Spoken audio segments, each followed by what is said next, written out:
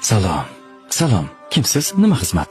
Men o'lim farishtasiman. Joningni olgani keldim. Hazillashmasangchi, birodar, mana bu inson o'zini Azroilman deb seni joningni olgani kelganman deydi. Qaysi odam? Kallang joydami? Men hali o'lishga juda ham yoshlik qilaman. Qancha yoshlarni jonini oldim. Navbat seniki.